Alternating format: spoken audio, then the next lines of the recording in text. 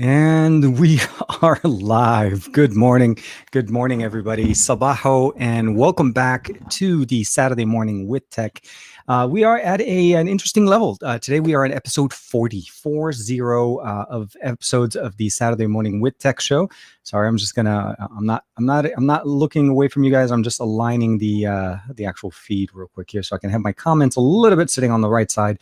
And a lot better as far as legibility. Good morning. So we have Matt Tyler in the comments. We have Joe. Hey, good morning, guys. And I see Joe is there. Thankfully, we're closed Sundays at the moment. Woohoo! I'm working. Oh, Matt Tyler. Oh, that's right. Yeah, I keep forgetting the whole timing in there. AM Dunes is in the chat. Sam is in the chat. Good morning, man. Chemi's in the chat. Joey, I realized I was about a few minutes late, guys. I do apologize. Sabaho, everybody. Sabaho. Maz B's in there. IK Tech. Angel Valentin. Good morning.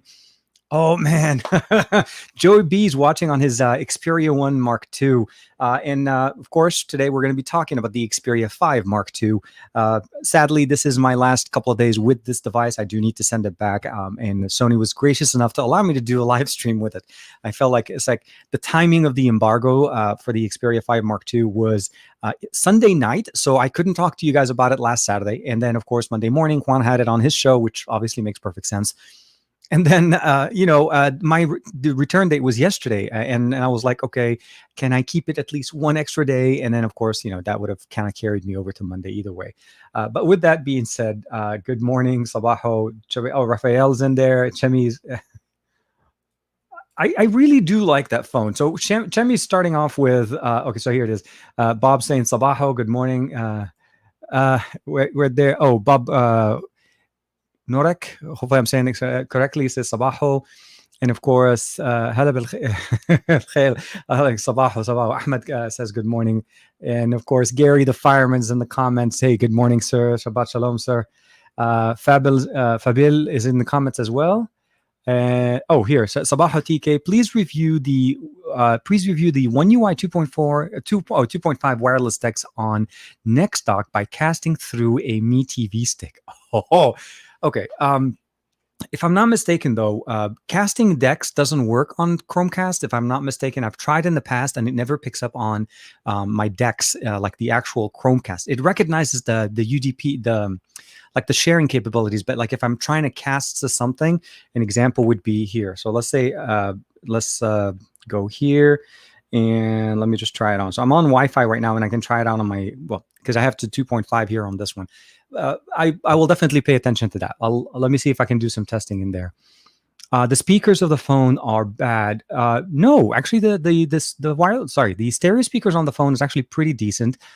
Considering the fact that they're facing you now, they're no longer one facing us and one facing away like what we had before with the Xperia 5. So the big design change that they did with the Xperia 1 this year carries over for us. This is the link. I'm hoping you guys are talking about the Xperia 5, by the way. I'm jumping in the middle of conversations, it seems like. Here, okay.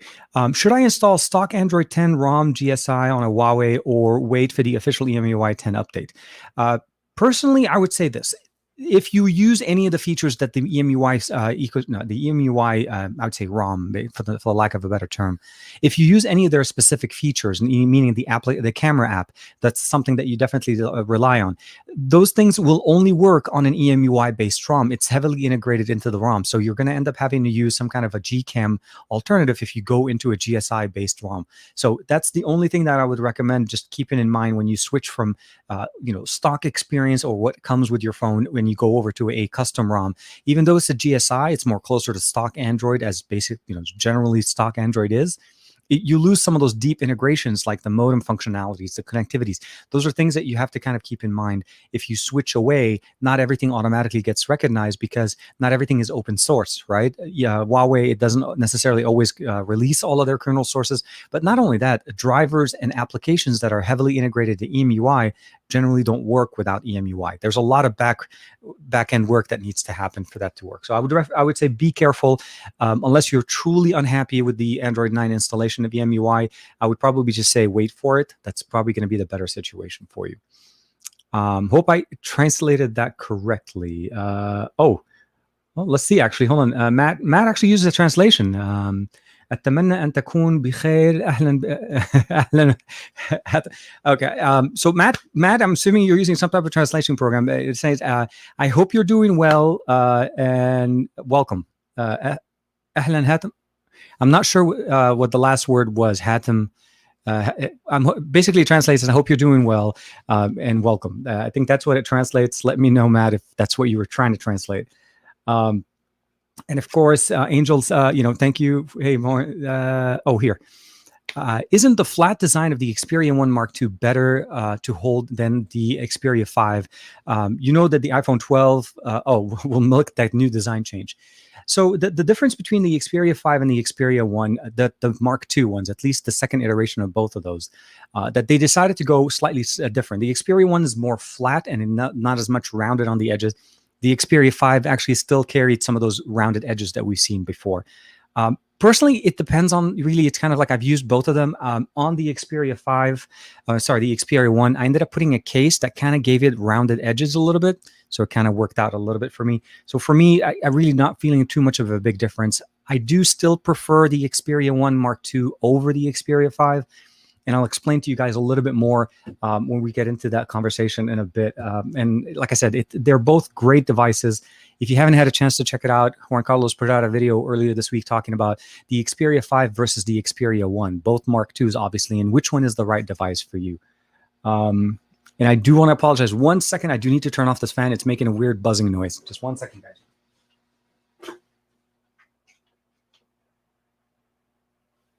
Okay.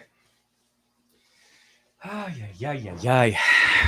have a fan running up today because it's turning out to be a nice warm day here. So let's see real quick here. Oh, sorry. You meant to say this. Okay, I think I'm missing a conversation. Oh, FE Snapdragon or Exynos Worldwide. Okay, let me snap back a little bit. I think I'm jumping. I missed a couple of questions here. So, okay. Mustaba Sheikh. Are we also going to talk about the Samsung Galaxy FE? I'm in India, and I was wondering if we're going to get the Snapdragon version or the Exynos version. And so, question.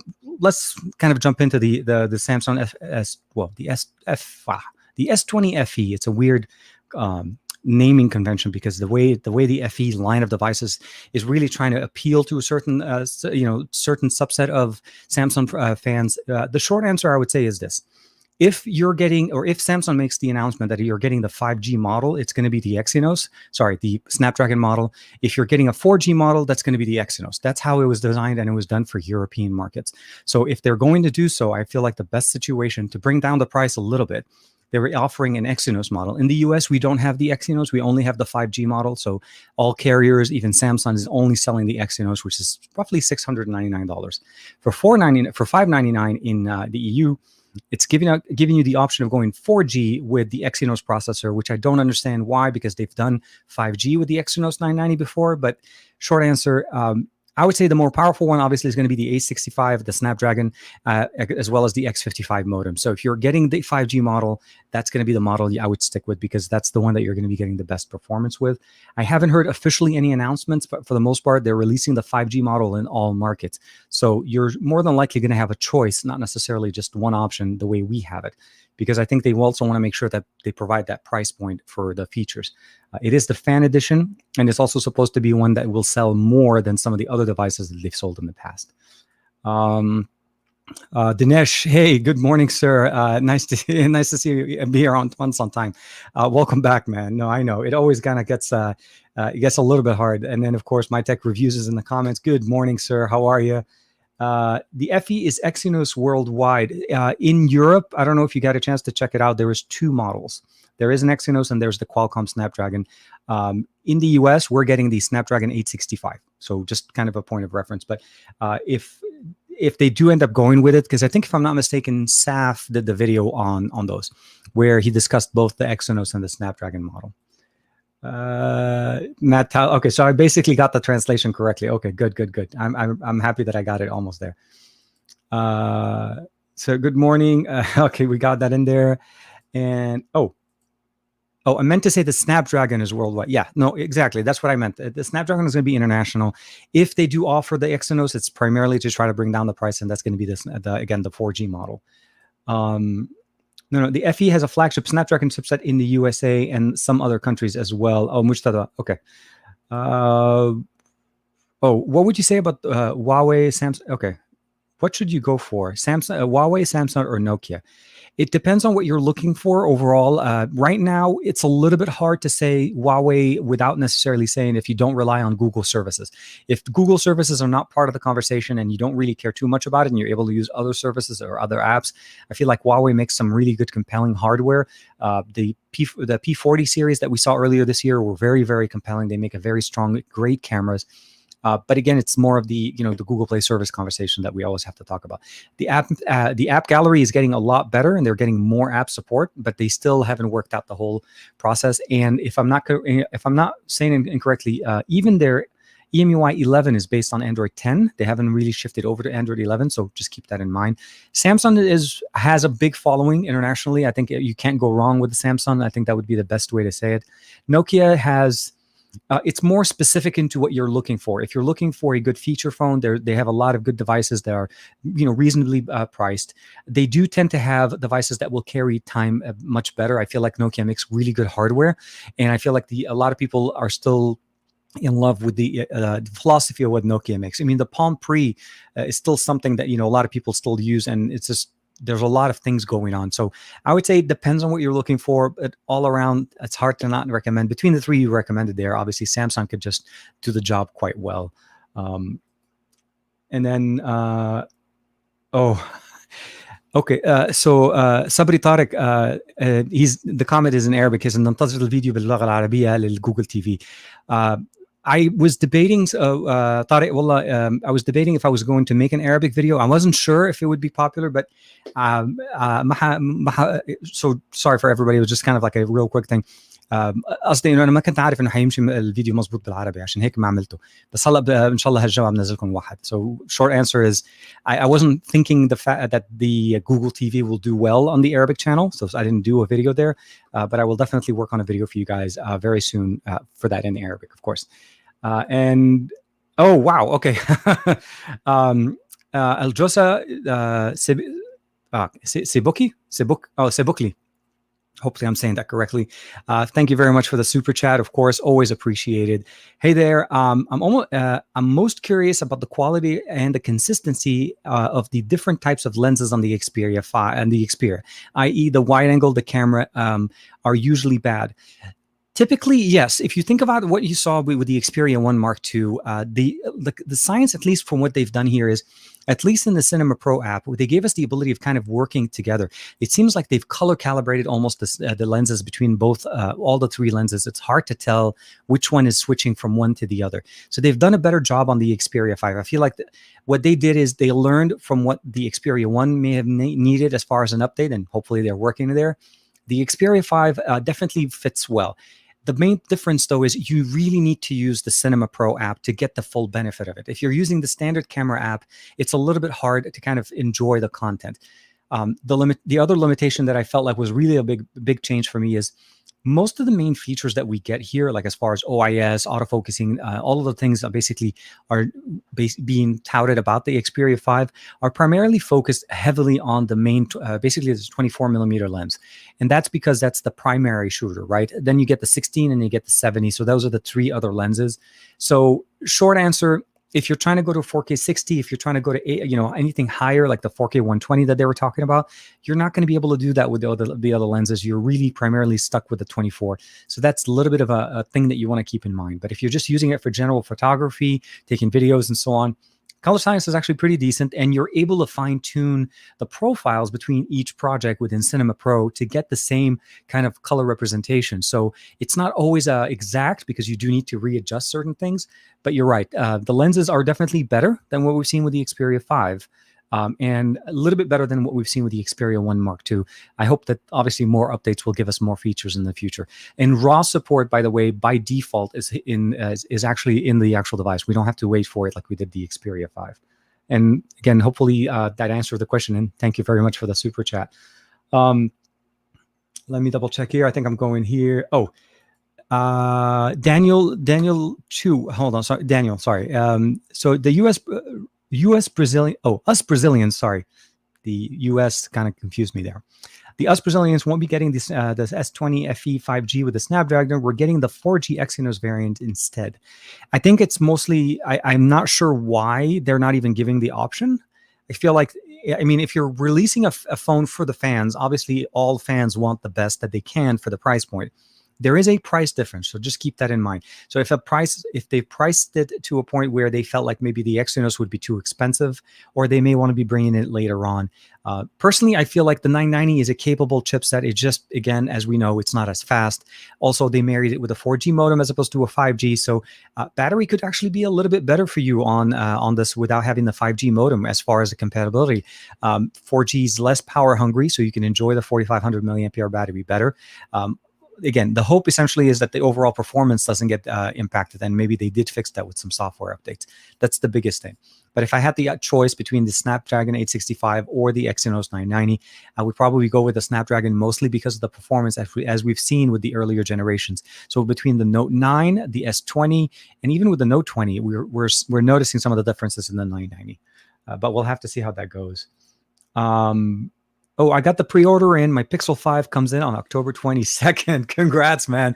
And I'm kind of surprised that you guys, so pre-orders here, sorry, in the US, the pre-orders are, at least for me, was projected to come in on the 29th. So for you, Matt, you're getting it. Sorry, you're getting it earlier than I am, which is interesting, but congrats again. Greg, good morning, everybody. Rafael Rodan is in the comments. Could the Xperia 5 Mark II hit 6 gigahertz, 6 hours of screen on time with 120 hertz refresh rate? The max I got it for, so I'm on T-Mobile and I'm on 4G LTE. The max I got it was about 4.5, almost 5 hours. I didn't get to the 6 hours realistically. I would say this. Screen on time is a very subjective point of measurement. And I'll say this because your experience or your usage of the device dictates how the device will actually perform as far as battery. Also, your location plays a big factor into this. And what I mean by this is, how often does the phone need to keep consistently looking for signal, or if there's any signal issues, or if you're jumping from one over the other. Can it easily get to 6 hours? I don't see a reason why not. But the question would be, are you playing video games for 6 hours, or are you watching content? Because if you're watching videos, you're not running at 120 and your device doesn't really benefit from it. So you have to also appreciate the fact that you have to kind of have that mixed usage. When I did my gaming review a few days ago, I specifically ran my frames per second test on different applications, something that ran all the way down to 20 frames per second, like the Street Fighter 5 game, and all the way up to 120 hertz when I was playing basically Dead Trigger 2. And I ran it also on social media apps like what's it called, Twitter, TikTok, as well as Instagram. And you honestly have to understand that it's an adaptive rate. So can it get to 6 hours? The answer is yes. I think if you have great signal and obviously you're doing that mixed usage and you're watching content, you're playing video games, there's a good chance that you'll be able to. The battery is definitely a lot bigger than what we had last year. So it's almost 800 milliampere, a little bit higher than 800 than what we had last year. And it's the same size. So I don't see a reason why not. For me, with T-Mobile, I've almost never been able to hit 6 hours. And it's purely because of the way the signals are and the way the bandwidth is. Even though I'm not on 5G, just for some reason, T-Mobile for me doesn't. On AT&T in the same area, I can. AT&T just for some reason has stronger signals. So it's always something to do with the modem for me. Let's see here. So Aljosa, okay. So Aljosa's back in the comment. Matt, I want to see what Google has done for the wide-angle lens for the Pixels.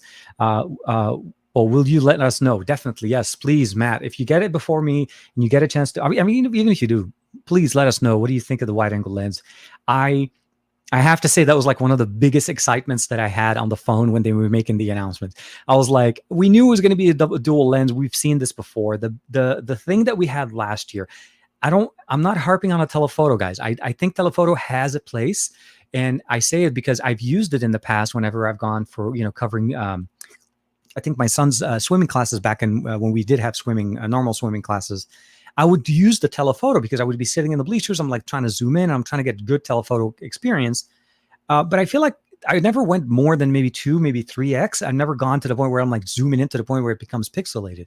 So short answer, I feel like wide angle lens is always the better answer, because 9 times out of 10, I am actually a lot closer to my son, a lot closer to the subject that I'm trying to fit in the subject, and also maybe a little bit more. So definitely looking forward to seeing what they've done with the wide angle lens, also the performance with the Snapdragon 7 series processor. And of course, they're running 5G on it as well. So we'll have to see how that goes.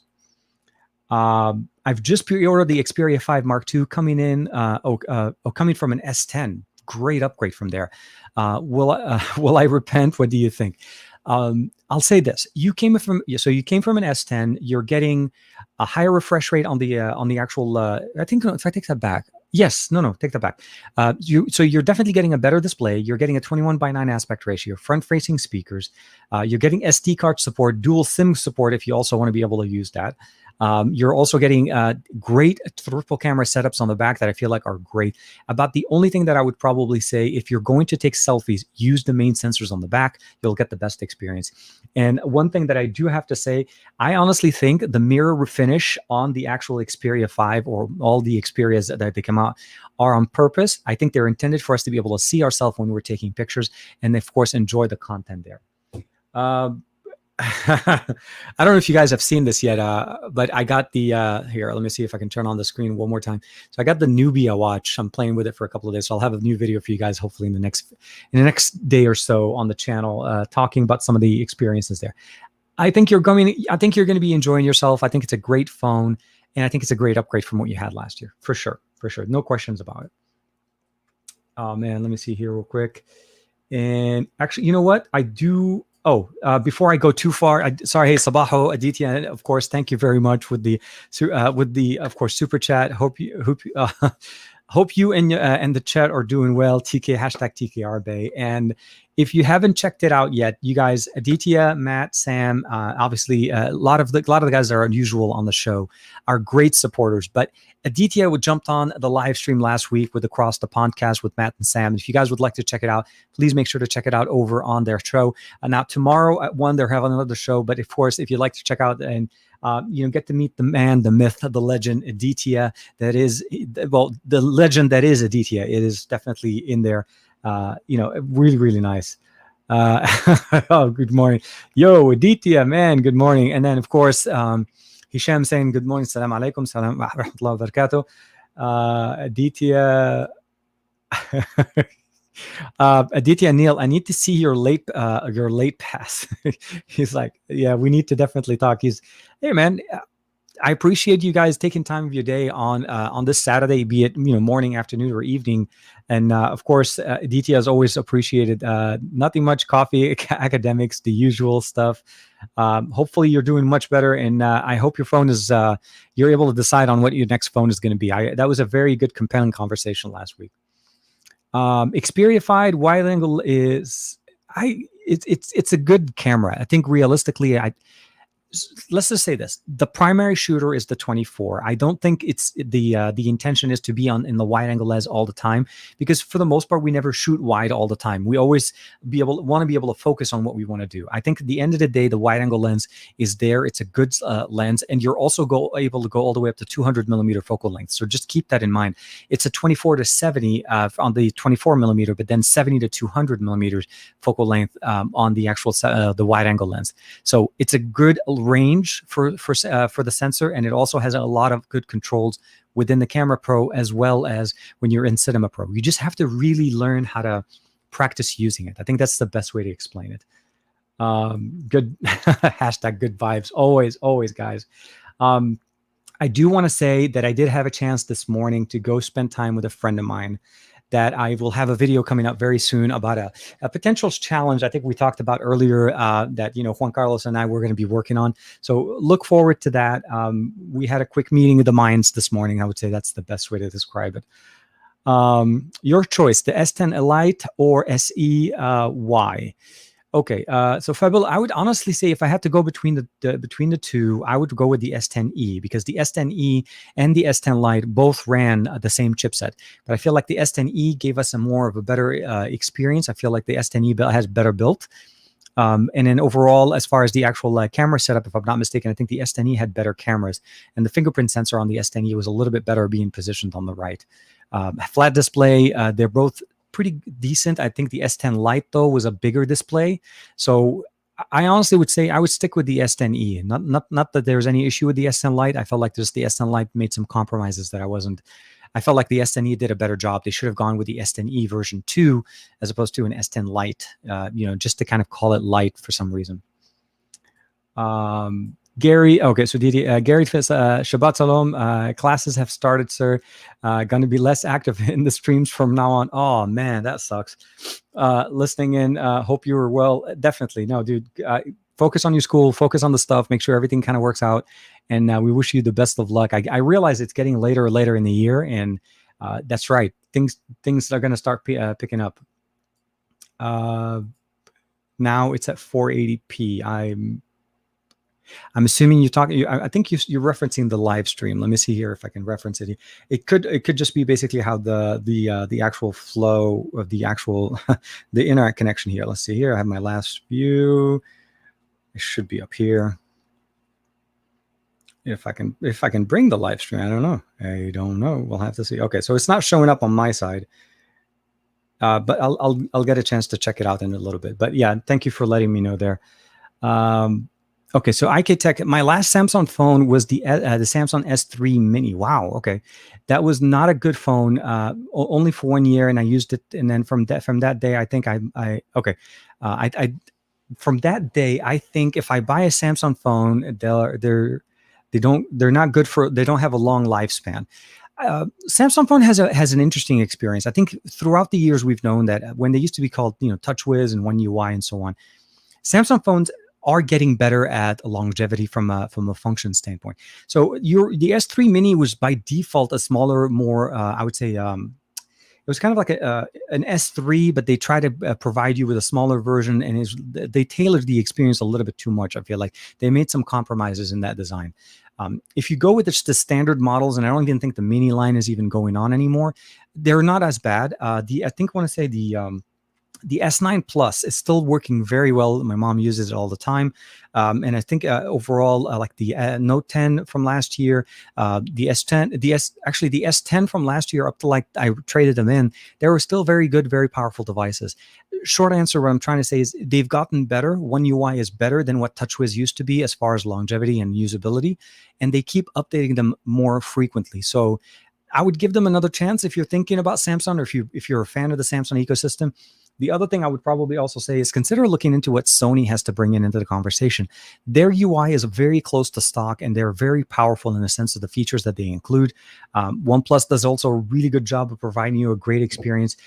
Cameras are getting a lot better on OnePlus devices from what we've seen. It's like, again, we saw what they did with the OnePlus Nord. We saw what they did with the OnePlus 8 and the 8 Pro, just an absolute change in philosophy. And then from what we've seen with the Color OS, sorry, not the Color OS, Oxygen OS 11 beta, is that they're actually starting to revamp the entire look. So a lot of good things coming. And I would say, I wouldn't necessarily put all my eggs into the Samsung bag, but I would say that there's a lot of options available, of course. DT, all good. Study, man. Make us proud. Miguel Rem, when my Xperia 5 Mark II arrives, will I miss my old S10? I would probably say is if you're just switching from it, probably I would say you're going to be in that honeymoon phase, and there's probably not going to be that much you're going to miss. Again, I would say the only thing that I would say that probably will make us maybe consider differences is the front-facing video the front-facing experience camera on the Xperia 5 Mark II was not as good, but it's a decent camera. Just it's not the best like an S10 would probably give you. So what a short answer would say is think about using the main cameras on the back. So I would, again, take the phone, turn on the camera, and then just take a picture. Use the volume rocker to initiate the image. And if you're going to use the Camera Pro, exactly right there, dedicated shutter button. Cannot compare it, cannot even complain or even compare that to an S10. S10 won't even be able to touch it. Let's jump back. So Rafael is saying I'm not really gaming. I might play Skyforce Reloaded when I'm bored. Mostly YouTube, and I'm on Wi-Fi mostly these days. So probably will get it. Absolutely, yeah. If you're not, because like I said, the gaming experience and only compatible games will push that 120, and very few push the 120. I mean, very few will even go into the above 60 roughly. So depending on the game that you're playing, I realistically think 6 hours is easy. If you're on Wi-Fi, even no question about that, you'll be able to hit that. But if you're switching on around, you'll be in that area. So again, my experience with T-Mobile in LA, in the outside of the San Fernando area, that's my experience, but that is dictated basically on some of the experiences I get. Signal strength is just not as strong as primary, like main cities. So if I lived maybe closer to downtown, I could have gotten better signal, but I'm glad that you're able to get better signal with T-Mobile in that area. So I think that's definitely going to be good. Yes, no, definitely. Greg, I have trouble with T-Mobile and GSI ROMs. Beware of the SMS, Gmail, or voicemail. Yeah, so that's one of the things you want to keep in mind with there. A lot of, the provisioning that you have to do on your devices do depend on the ROM that you're using. So I think what Greg is mentioning here is like installing a GSI ROM on a T-Mobile device sometimes has some issues. So he's also mentioning is no SMS, Gmail, or voicemail. I'm hoping that there's going to be other options to be able to circumvent that. But yeah, he's referring to the ICE 4 on the 4XL GSI ROM, which I think is running over at the, if I'm not mistaken, High on Android forums, which Greg, I'm sure, will put in a little link for us in a little bit. Here, Fistules. Hello again from Morocco. Ahlan Habibi. The Pixel phone is the way to go, but look at older ones such as for less than $250. I'm enjoying the Pixel 3. No support here though. So the Pixel 3 and the Pixel 3 XL, I felt like were some of the time. It was at the beginning of when Google started to shift their direction in the camera processing level. So the Pixel 3 and the Pixel 3 XL had some of the early start, and they definitely enjoyed the benefit there. As far as the support, I'm assuming your updates and so on, it's getting into that final process if you think about it. So you have the Pixel 3, the Pixel 4, and then now we're in the Pixel 5. So there should still be some support. You should be able to get Android 11. I'm hoping that you got Android 11. And for $250, you can't really go wrong with it. The only thing I would say is if you're going to a Pixel 3, I would recommend going with the Pixel 3 XL just because of the bigger battery and the higher, I think it was the QHD display that was on it. But you can't go wrong with it. I had one up till maybe about 3 months ago when I traded it in for one of the other devices I was picking up, but it's a great phone. I like Pixels, and they tend to age very well because every time you get a new version of Android, it just feels like it's a refresh. It's like a reboot. It's like changing the oil on your car when you drive it right after. It just feels a little bit snappier than it usually is right before the oil change. That's the best way to explain it. But yeah, definitely, I like it, and I agree. Look into some maybe generally like a slightly less expensive device that may be running last year's processor. The 855 and the 845 are quite capable devices. The only limitation I would say is if you're looking for 5G, but that's again, respectively, I would say depending on the market, if you're in a 5G area, even if you have a 5G plan, if you're not, I would not necessarily spend the money to buy a 5G phone till the actual infrastructure is strong enough to be able to get you to where you need to be. What else do we hear? Knock, knock. Who's there? Yeah. Who? No, thanks. I use Bing or Google. Okay. Well, thank you, Vanya, for the comment there and the enjoying the good knock joke. Hey, bro. Oh, Shivam, welcome, India, man. Thanks, appreciate it. Steve DeRoche, welcome. Good morning. Bon matin, mon ami. I get why that other gentleman was saying you do look fuzzy right now. Okay, let me double check, and I'm hoping I was hoping that it was actually going to show up in me. Okay, so here, let's go in the library, my videos. Why am I not able to see my live stream? Do not know. I normally see the live stream showing up in my on my feed, and this time for some reason it is not. You know what? Let me just do this here. Let me switch accounts. Oh, I think that's why. So we'll go ahead and switch over to this one. I think it's because I am on the account. So here we are. Let's go ahead and open it up. And I'm going to shut off the sound. And we need to wait for the commercial to go through. This is inception type of stuff. Oh, okay. Okay. No, I can see myself. Yeah, I actually even have your comment right in front of me, Steve. So let's go ahead and put it up there. I'll keep it running just to be on the safe side. But thank you for letting me know about that one. So Majid is saying, good morning, Tariq, and we miss you. Obviously, it's in Arabic. صباح طارق صباح يا طارق اشتقنا لك. Welcome, man. نحن كمان نحن كلنا مشتاقين لكم والله. Yes, Steve LaRoche. Okay. Okay. What do you think of the iPhone 11 display LCD? Sorry. I love it when I launch the assistant by just talking. What do you think of the iPhone 11 display LCD? That if you want to choose the S20 Plus Exynos or the iPhone 11, the S20 Plus is, in my opinion, a better phone than the iPhone 11, unless you're looking for, like, specifically you love how the video is done on an iPhone and you're into the iOS ecosystem. I think the S20 Plus was a much better phone overall. Horsepower, performance, 5G connectivity, large display, 120 hertz refresh rate. A lot of things that could be said about the S20 that the iPhone is not even there. I think the iPhone 12 or even the next generation of iPhones is probably where it's going to be, where we start seeing higher refresh rate. So I personally would say that if you're coming from an iPhone, like if you're upgrading from an iPhone and you like iOS, stick with the 11. But if you're not and you're open to the idea of trying something new, the S20 Plus is definitely a much better system. On top of the fact that you had the again 120 frames per second refresh rate adaptive. But again, you definitely enjoy much better. The cameras are better overall. Like UI elements, I think even it's upgraded to One UI 2.5 now. I think there's a lot to be said. Here, yeah, a little bit or a bit laggy. I'm still watching it now, so hopefully it did kind of normalize. I think I'm still behind on some of those comments, so hopefully, no. Oh yeah. Sorry, I think the delay is definitely here. The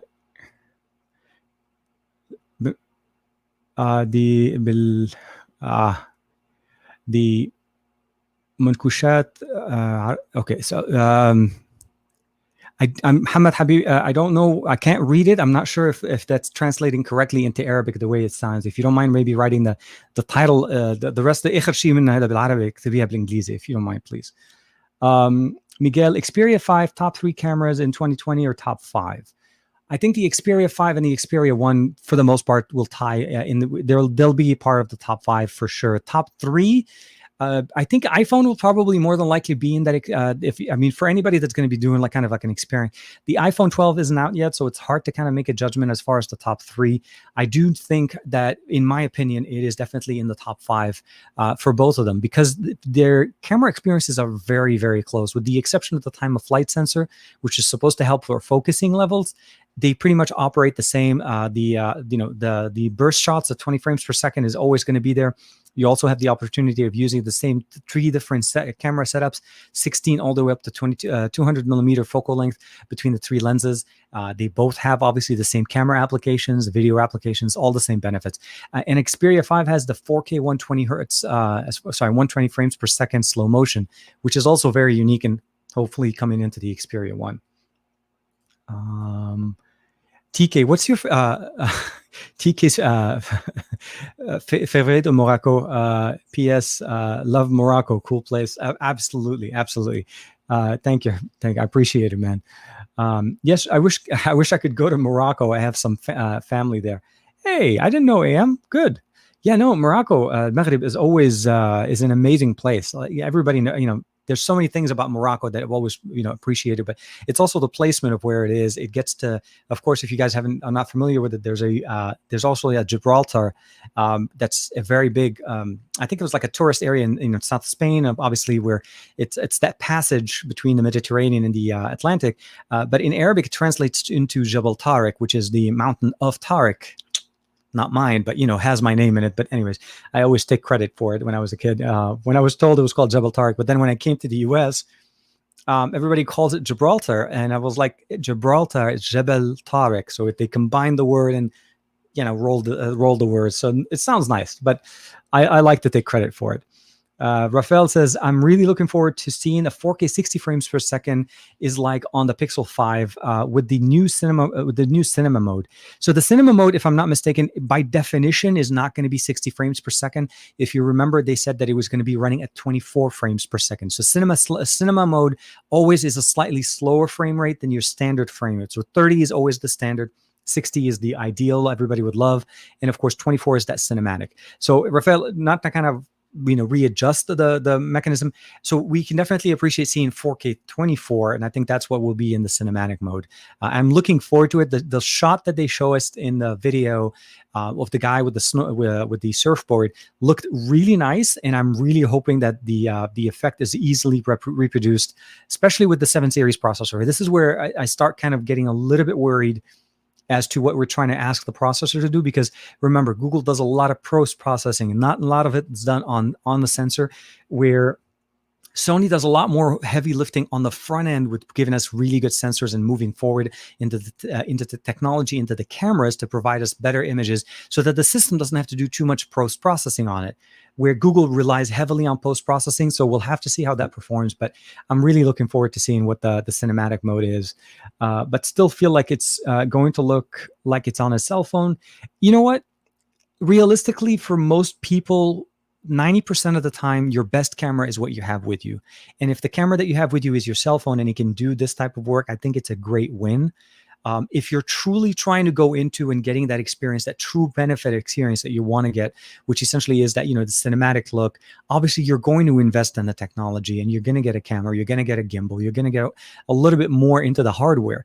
But from a smartphone, if you're trying to generate and do a video like a blog or vlog video, I think this is going to work great. And of course, for B-roll, for content supporting other content, it's going to work out. I always look at our devices are not going to maybe answer everything at the same time, but they should be able to get us across, like get us to the finishing line. And what I mean by this, an example would be this morning. So I told you guys, I mentioned earlier, I had a meeting with Juan Carlos earlier, and we were talking a little bit. And on my way back, I had to stop by and pick up breakfast for the family. While I was picking up the breakfast, I stopped there. I opened up my phone. I started working on my thing, and I set up the live stream. I put in the cover image, edited it, went into a StreamYard, set up the live stream, went into YouTube, did all of those things while I was waiting to get into the actual, while I was waiting to pick up breakfast. So for me, I feel like your phone will be that, so one camera may not be the answer, but if it's a really good camera, I think very few people will be able to actually see the difference, especially if you shoot the entire story with the same camera, so you don't see the difference in color science and movement. I think there's a lot of good potential. That will be something I will want to be definitely checking out. We need Google to use bigger sensors yesterday. I want to say there you have to kind of the same story. Sorry, not that I want to kind of circle back. These are triple 12 megapixel sensors. There's no shame in using the sensors that work well for you. I think that at the end of the day, maybe Google will benefit from using higher megapixel sensors. We've seen how the Gcam mod works on other devices that use the the Google camera and the processing power that it has. At the end of the day, I would probably say the short way to say it is this. Make sure that if you move to a bigger sensor, that you're using it correctly and that the sensor that you're using provides you the best images possible. Also, make sure that you're not overloading the system that you're trying to put this on. I feel like if they stick to a camera sensor with a higher megapixel, meaning the pixels themselves are actually bigger, as opposed to jumping into a 48 or 108 megapixel, and then we're using pixel binning to combine pixels to bring it down to a 12 and a 16 megapixel image. At the end of the day, where is really the big difference? Either you're a fan of pixel binning or you're more of a fan of having bigger pixels. Sony does this. I think Google is learning to use the single sensors, and they're working into dual sensors. So short answer is that could be helpful as long as they're getting to the point where they're not doing a lot of pixel binning. That's a lot more work to be done. And I don't think it's a big benefit when we're, again, a 48 megapixel sensor is producing a 12 megapixel sensor most of the time. Very few times do we use the full 48. And even if we do, you notice that the color is not always the exact same because you're using just so much information. So those images tend to need a little bit of post-processing.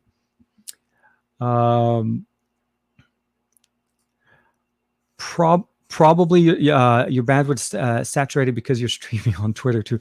So Ronaldo, what I have on my stream here is because we're using StreamYard. I'm actually only uploading to one location.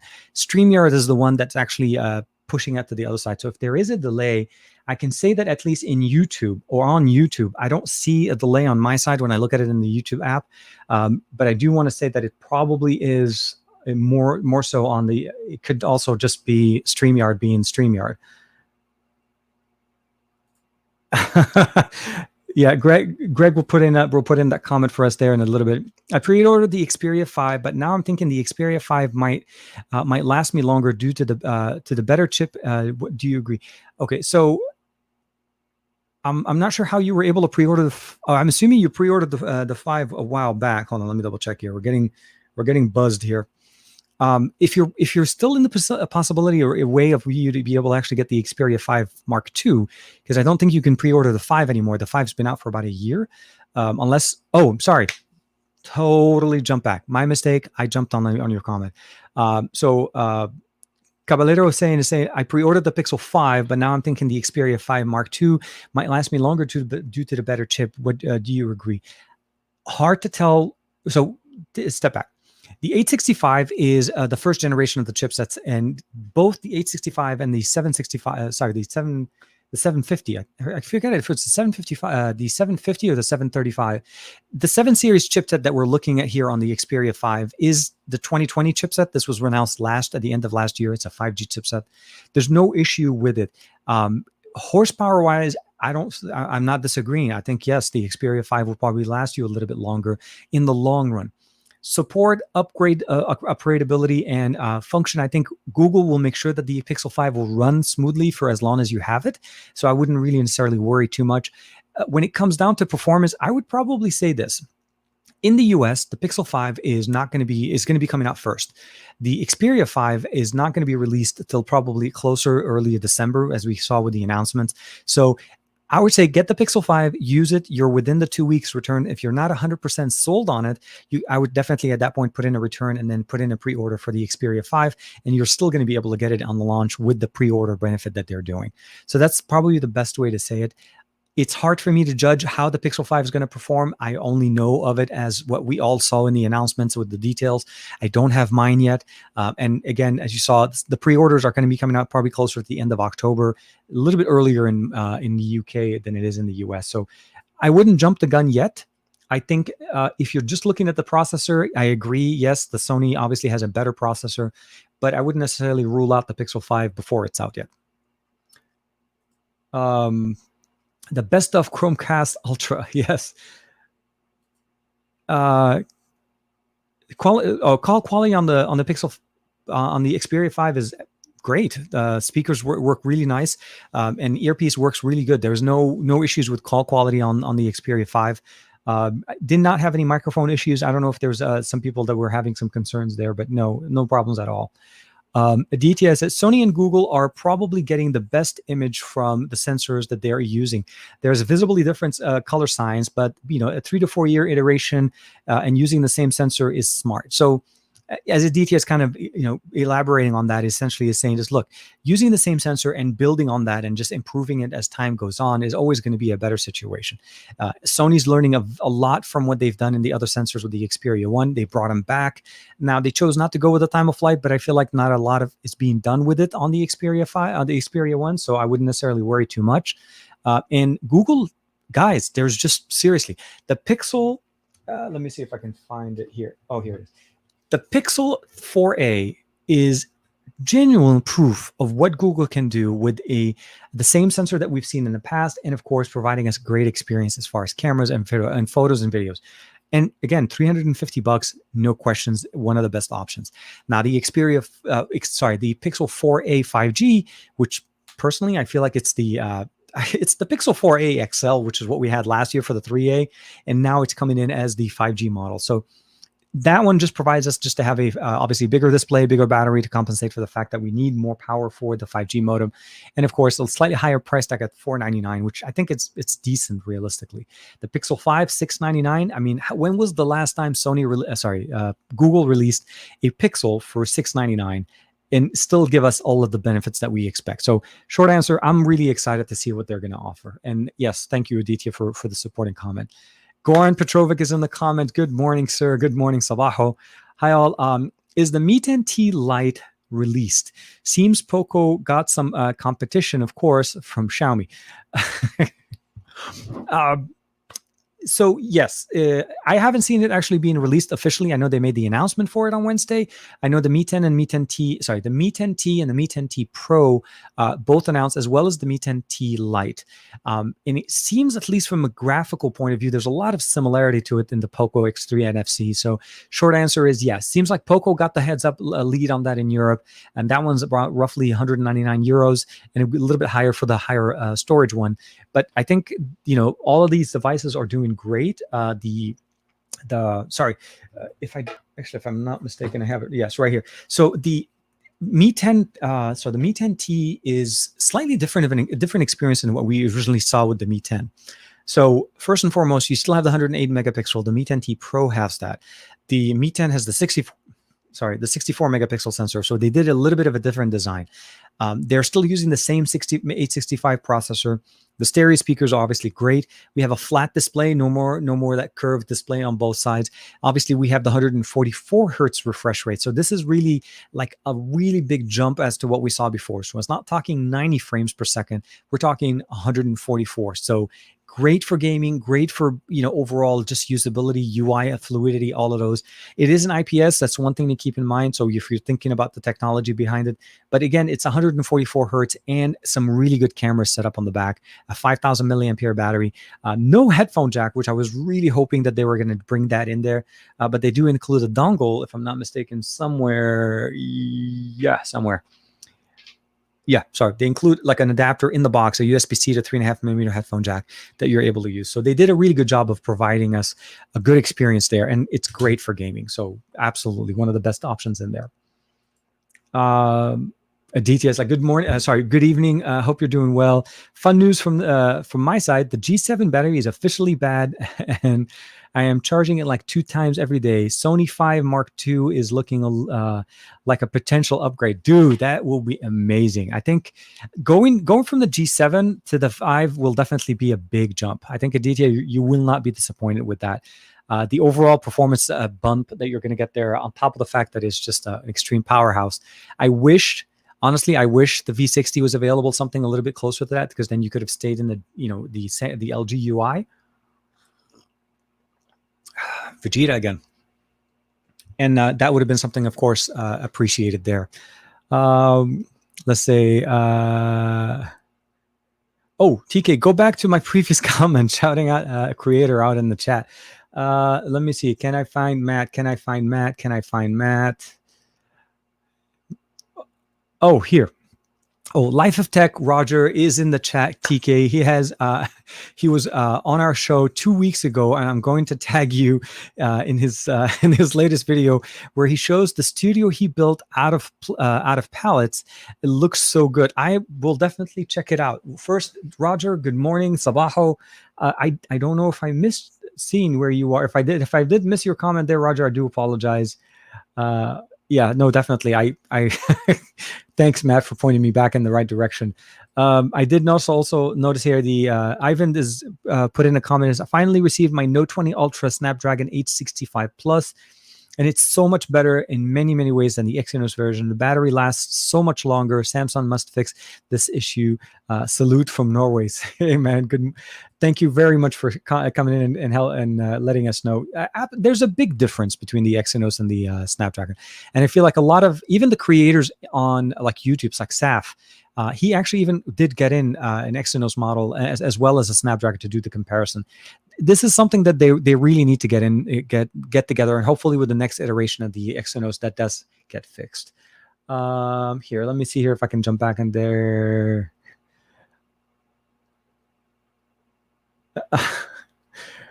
Joe is saying فضل اللحية في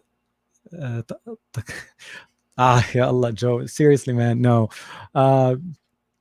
The Xperia Z5 compact, or the Mach 5 is one in its time. I think the Xperia 5 Mark II is going to be a big shift into what Sony is offering. What I want to see, and what I would have loved seeing, is, does Sony have it in them to be able to bring in a higher refresh rate on the Xperia 1 next year? We saw them trying to attempt it this year with that whole, frame rate, kind of like a frame rate it's an algorithm that allows them basically to try to push a few more frame rates, a few more in there in the Xperia 1 Mark II, but it didn't really translate very well in the visually, because it's truly meant to be a content consumption powerhouse. So maybe this is a great way to kind of talk a little bit more about the both of those systems, the Xperia 1, the Xperia 5. At the end of the day, I do play mobile games a lot. I enjoy playing mobile games on my smartphones a lot. And those are great whenever I'm mobile. Whenever I'm home, I tend to play them more on the PC. So Matt and Sam will attribute to that. Andrew Wallace will also kind of jump in there and support that. I'm a big first-person shooter type of game. Call of Duty, big time. I love playing games like that, and I enjoy them. And I feel like the mobile versions are great, especially with the Call of Duty mobile. It definitely brings in that feeling of Call of Mobile, especially with the Call of Duty mobile season 6 that we're in. But at the end of the day, I feel like this is still going to be the best experience. For that, I feel like if you're looking at a device that you're going to be consuming content more often than watching content, than playing games on your phone, I think the Xperia 1 Mark II will definitely be the better one. The Xperia 5 holds its own because it gives you that 1080p panel, it gives you the 120 hertz, it gives you a lot of features that we love. But again, it's more intended for more like overall, like small pocketability, and of course flexibility of what you get with the device. So it's a much more, I would say, jack of all trades as far as a device, and I appreciate what they're trying to offer us there. Aditya was commenting back on Goran. Banking app is an issue. Reinstalling it is a headache, but I am not jumping to too many conclusions. Assessing the battery life till Black Friday holiday season. I think the reality is that's one of the things that we always kind of always worry, right? Our main apps, our main devices are always going to need to be consistently powered and obviously need to have long battery life. And I think Aditya is on the last leg when it comes to the G7, and he's commented on that last weekend with the in the live stream. So I really hope that you're able to find out which one will be your best option there. Dominic Wan is in there in the comments as well. I'm in the UK and I won't consider the Pixel 5 because Sony phones tend to be on sale after a few months, and that's the best time to buy a Sony phone. So if you're in a market where Sony is obviously more prevalent there, and where Pixels are not as prevalent, which is kind of like the opposite situation for us here in the US, I don't disagree. I think it's a good option. You're right. The options of having, just the ability of enjoying a lower price on a Sony after a couple of months, absolutely. In the US, though, for the most part, we don't have any subsidies. We don't have any kind of discounts there's the pre-order deal that we're going on right now, which I feel like, by the way, is a great deal. It is $950 for the pre-order, but you're getting $400 worth of gaming accessories, especially because, again, there's a big, heavy push on gaming on this device that it kind of sweetens the pot. But if you wait a little bit longer, as you said, if Sony is the way to go, then I would definitely go with that one, I guess, in your market. For us in the US, Pixels they do end up dropping a little bit in price, and there'll be different sales. I think the Pixel 4 XL and the Pixel 4 sold quite well. The Pixel 4a sold out before we even started, so it depends. But yeah, I do know also that the Pixel 5, I think, is coming in, and the Pixel 4a did start shipping out over there. O2 usually have a very good deal for Sony phones, and subsidies are always going to be the biggest benefit. Here in the US, I think for us, Samsung has a big part of it. OnePlus does a lot of that. LG does some of that as well. And then I think obviously iPhones will all that. So anytime it goes to a carrier like T-Mobile, Verizon, or AT&T, you'll see some specials, which are always going to be really good. Joe is saying, I wish that the Mi 10 Ultra went global. It's a beast. I've been bugging my Xiaomi PR contact to try to send me an Ultra. I think realistically, the Ultra is going to obviously be the best. It's also going to be where it's kind of against what Xiaomi's main release or main conversation point is. At the end of the day, or at the beginning of the story, is that Xiaomi, for the most part, was known for more affordable pricing. The Ultra is just literally really up there. They saw what happened with the Mi 10 and the Mi 10 Pro earlier in the year. Some people were kind of looking at us like, why is Xiaomi going into a $1,000 price point? Why are they going over? How does that make sense? At the end of what you're looking for, realistically, you want good cameras, you want fast processing, you want obviously smooth display, fast refresh rate, and they've found a way to provide you that same experience at a lower price. Is the Ultra for everybody? I feel like it's for a lot less people than where the Mi 10 and the Mi 10T is going to be now. The Mi 10T Pro is $699. So think of the difference in price and what you're getting there. And I think as a device for what you're offered here with the Mi 10T Pro, again, it's hard to beat. And one of the main differences or benefits that I really like is the fact that we have now lock screen wallpapers that you can actually put videos. So that is a big win for me. So yeah, Joe, definitely. Here, let me see. NT Nichols, LT Nichols. Sorry, hey TK. In your opinion, what's the best camera phone? I ask because I'm torn between the Pixel 5, or maybe going on with the Pixel Find, with the Oppo Find X2 Pro. It's a. I'm a big fan. And sorry, Nickel, I'm not trying to BS it, but I am a big fan of the X2 Pro. So I don't have the Pixel 5 yet. I can tell you this. If price is not an issue, because if you're thinking about price, I think the Pixel 5 wins it automatically, because the Find X2 Pro just offers a lot of different things. On the cameras, just on the camera department alone, without trying the Pixel 5, but I can tell you what the Pixel 4a can offer. So based on that, I think if you're looking for great camera photography and images from a lot more camera setups, so meaning a wide angle lens, you have the ability of getting some telephoto, and of course the front facing camera experience, and of course just processing power in general. How long does it take to process, and are you able to take great images all the time? I still feel like the 865 will do a little bit better than the 7 series that we're looking in here. I'm not saying it's going to be beating it by a lot, but I would honestly wait till the Pixel 5 comes out and start seeing some more samples and some more reviews coming out of it. It's hard to tell, but it's very promising based on what we saw with the Pixel 4a, that Google will have another basically hit on their hand. And I feel like the Pixel 5 is going to make a big difference. The other thing I also want to mention too, obviously, is the wireless charging and the reverse wireless charging, which I'm still trying to find out how they did that with an aluminum back. But the short answer is that's something also that the Find X2 Pro doesn't have. But again, both are going to be running great software. Both are going to be very fast devices, and I really like the cameras on the Find X2 Pro. I think Oppo, for one of their biggest things that they do, is that they provide great cameras in whatever model they do, especially on the higher end models that they offer. Sorry there. Goran is coming back in here. Xperia 5 Mark II is a sweet phone, but expensive.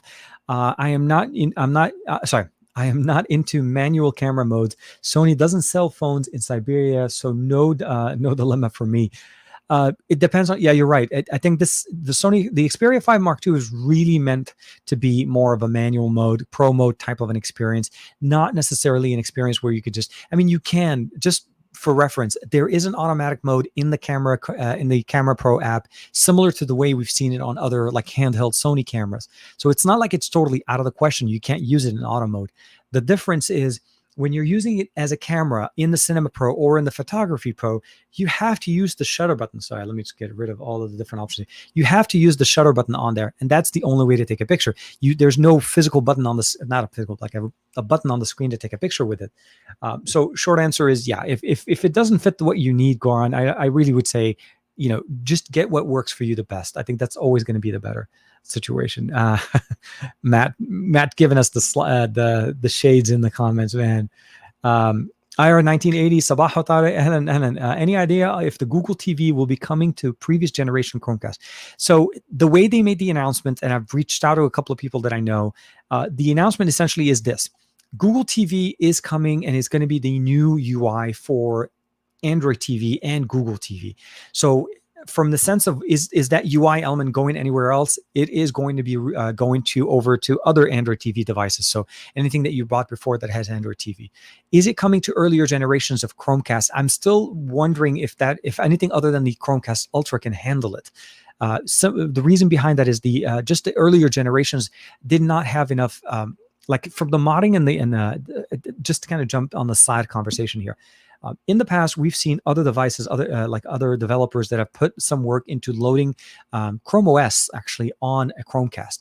And they used to do that on the Chromecast second generation for them as the earliest. So I know that from a hardware standpoint, they could possibly go back there. I'm not sure if they're going to. The short answer, I think, if anything, they could probably bring it back to the Ultra, as well as the last generation of Chromecast that was released, I think, along the line with the Pixel 3 and Pixel 3 XL. Those are the ones that generally could potentially receive it. They haven't mentioned a word on it. At the end of the day, I would probably say, honestly, though, it's $50 for the new one. By the way, if you set up a trial offer with YouTube TV, you can get it for free, and you'll get the whole experience with that. Speaking of which, I don't want to go too far. I realize I put this in the comments. Let me see here if I can wake it up. And here is Google TV.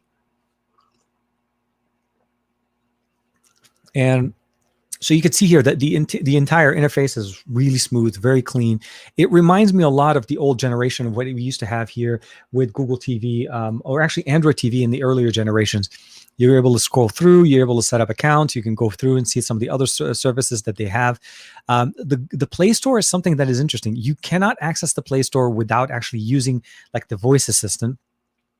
Open Google Play Store.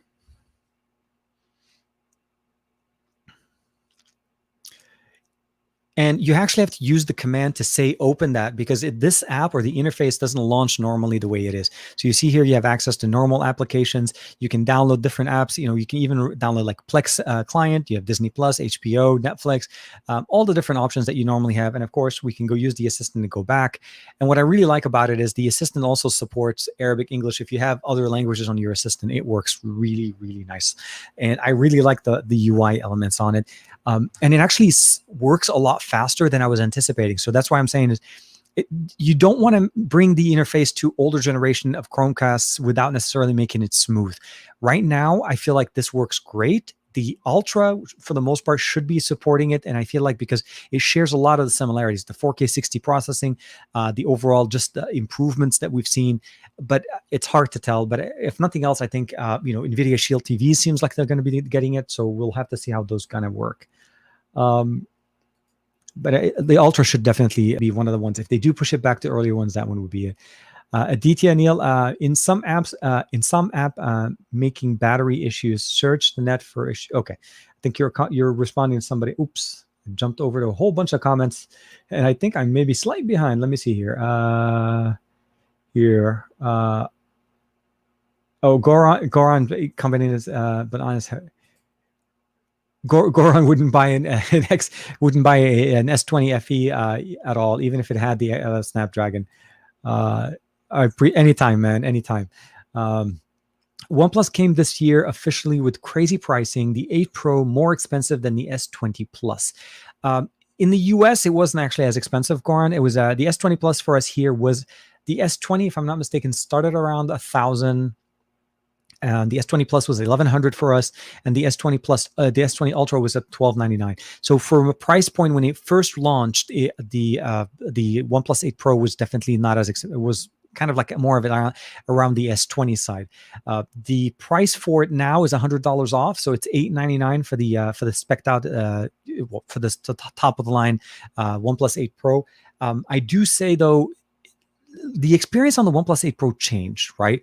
We're not getting what we normally get from OnePlus. This is something that they've done a lot of work and improvements into it. We're talking about a QHD 120 frames per second display, curved edges, AMOLED, all of the things that we normally think of high-end side. I mean, things that we've seen on the Find X2 Pro that are on the OnePlus at a much cheaper price. You're getting the big battery, the 30-watt charging, the reverse wireless charging, the wireless charging. I mean, wireless charging is something that we haven't seen on Oppo high-end devices yet. So this is something also very new. Again, all of that was starting around the price of the S20. Now is a little bit less, and we're almost around we're already in October. Okay, sorry. In a couple of weeks, I think the 8T is going to be coming out. Right, the announcement of the brand new 8T. We saw what they did with the OnePlus Nord. They're definitely changing their approach. I think the Nord is going to be more of the mid-ranger, the 7 series processor, and where you're getting basically the 8 and the 8 Pro are going to be the flagship. Obviously, we're anticipating the 865 Plus on the brand new 8T, but it's something to keep in mind. And I'm also a little bit curious as to what happened to the 8T Pro. We've seen that before. We know that they've done multiple versions, but at this point, at least all of the teasers that I'm seeing, I'm only seeing 8T, and I'm not seeing anything about an 8T Pro. So we'll have to see. And then there's still the rumors of, could they or will they be bringing the Nord, the OnePlus Nord that we saw in Europe into the US market? Because I think it's a great device for that price point, for sure.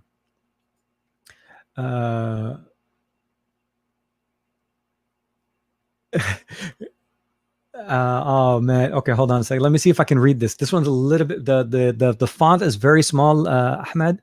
Sorry, عبد الأحمدي. Sorry. رح أسألك السؤال بالعربي وشوف إجابتك بالإنجليزي. عندي ما عندي المشكلة لأن الإنجليزي بس. اوكي، حساب الأسماء. اوكي، بعد الشر. اشتراك. Oh man, I'm not 100% sure how to answer that one, عبد الحميد. عبد الأحمدي, sorry. خليني نفكر فيها شوي. هلا برد لك بعد شوي. Let me see what else.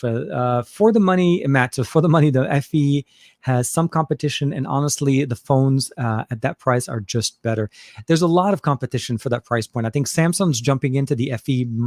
Well, I think the FE is truly trying to answer what the Lite/E model kind of came out, right? So, and the S10, we had the S10e. On a little bit later on, we had the Lite model, right? So Note 10 Lite and Note 20 and the S10 Lite, and now we have the FE line. I think Samsung's experimenting in that mid-range area.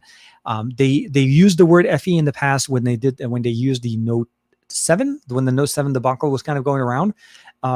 And I think people did appreciate that, and they used it because at the end, what they did is they brought back the Note 7, but because they called it the FE and it had a smaller, they capped the battery charge cycle to be a little bit less. It wasn't as powerful as what we've seen before with the battery capacity.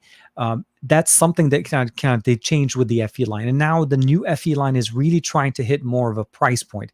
It's a feature per price point, and hopefully people will feed into it. At the end of the day, in 2020, Samsung has 4 different S20 phones on the market: S20 FE, the S20, the S20 Plus, and the S20 Ultra. So there's a lot of options for people to look into. $699 is not necessarily cheap, but at the end of the year, where people are starting to look at the $1,299, the $1,300 Note 20 and the $1,000 Note 20 Ultra and the $1,000 Note 20, the FE makes perfect sense if they're trying to get into a Samsung. And if I'm not mistaken, right now with T-Mobile, you buy one, you get one for free, which is crazy. So like, again, $700 that's $700 off. Now keep in mind the whole mechanics of how you get the free part, but it's still something to keep in mind. Looking forward for the Pixel 5 versus the FE content, bound to be compared to each other a lot. So I did end up pulling the gun on the FE, and that one should be delivered on Monday. So my device is on the way. Again, the Pixel 5 is not till the end of October, so hopefully it ships out a little bit earlier. But definitely, I think a lot of people will be putting these two together because of the fact that they're both roughly, again, $699 for the same price. Both are going to be running obviously different chipsets. One is the 865, one is running the I want to keep saying it's the 765, but I could be wrong. And essentially the overall experience is going to be obviously not necessarily just horsepower, but performance with the UI that they're using. One is closer to stock, and one obviously is running one UI on top of it. So we'll have to see. Rafael is saying the cutout is a little bit the cut out a little plastic window on the back of the Pixel 5 that they covered with a thin layer of bioresin that mimics aluminum to achieve the wireless charging. That would make sense. I think that would be something that would make sense why they're able to do it, because it just didn't make sense at all how they made the announcement and not just discuss it. And I felt like this should have been something they should have talked about at the announcement, saying how they were able to achieve something where nobody else has been able to. But they did successfully get people to talk about it. So let's put it that way. If they were playing a game, they definitely landed it really nice. The new Chromecast release date in Canada is October 15th. Wow. Okay. Pretty cool. Really, really, really close. Also, if you're not in a hurry, you can buy the Chromecast for $10 off on Black Friday, according to the Android police. So I'm not going to say worst case scenario. I'm saying you can wait a little bit longer, get it. You can get it for free. I don't know if the promotion runs in Canada or not, Steve, but in the US, if you sign up for a trial for YouTube TV, you're able to get the Chromecast Ultra, the Chromecast Google TV for free. So that's a free promo if you want to try it out. If you end up obviously subscribing, that'll be a plus for them. But at least to try it, they're trying to get you to see that. Yeah. Sambit is saying, hey, TK, any idea if the OnePlus 6 would be getting Android 11 update or not?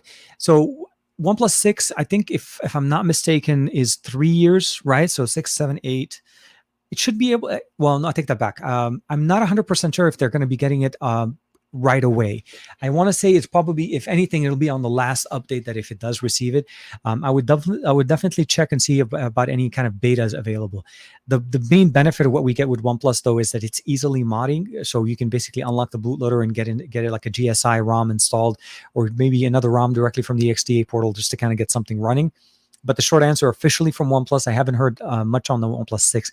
I do know, if anything, though, it is on the last option. The 6T, if anything, may end up being the one where we are. Because if you think about it, the 6 is kind of just right outside of that window. The 6T is the one that came at the end of the year, which is closer to the 8T that we're coming in the near future. So we'll have to see. Goran's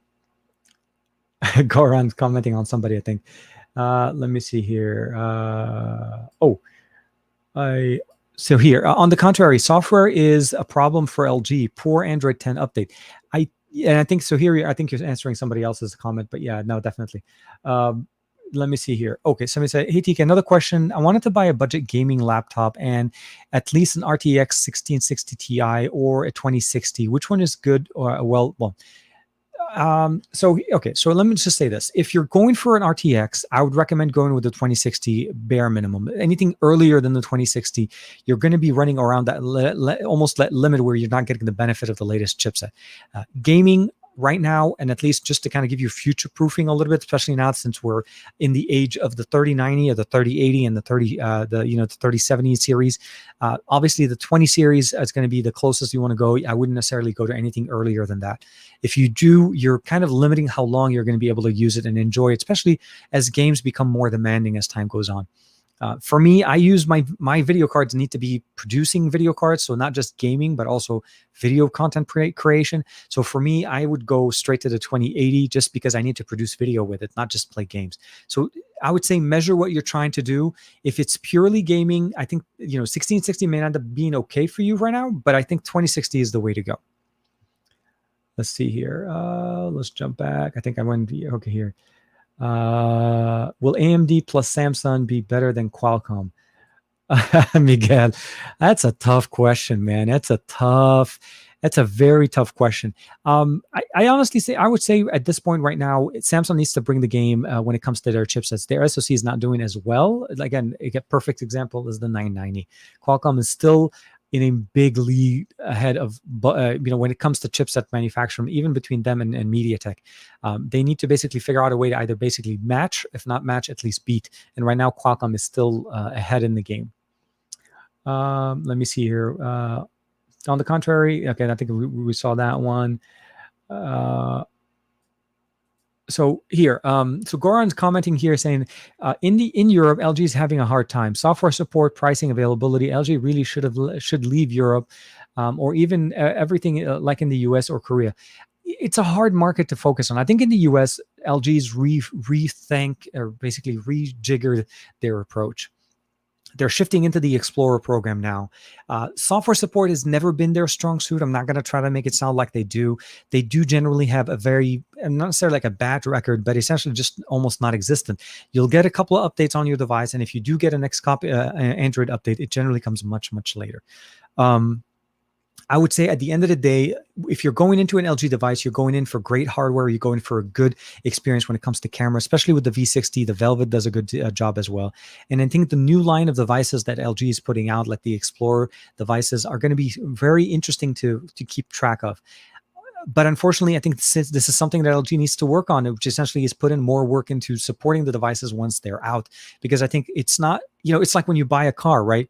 you're not just buying the car for the day of purchase. You're buying it and you're also making sure that the car is going to last you and it's going to get updates. It's going to get repairs. You can change the oils. You can change certain things, make sure it's running smoothly for, the 5, 10, 15 years that you're buying the car.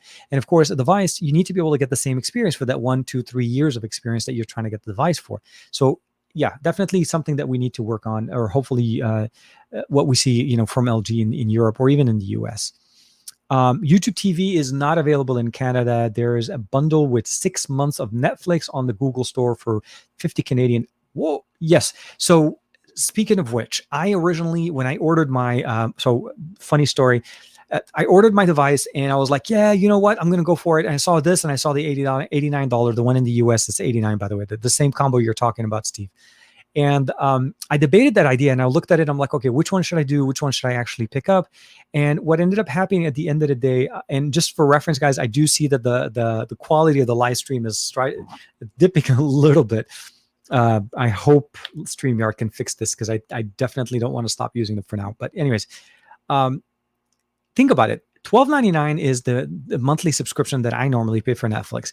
6 months of that included in an $89 plus a Chromecast. It was a no-brainer. I should have gone for that promo, and I kicked myself. So as a little funny thing for me, I was so gung-ho to order the Google TV to get it as soon as I can, and I paid for expedited shipping and all of that good stuff. That I missed out on one of the better deals option because it applies to existing customers. That's what kicked me. It's the fact that I could have gotten the same thing in the same time, paid about $30 more, but then got 6 months worth of $13 a month subscription to Netflix included in my account. So big kick in the rear end. But yeah, definitely.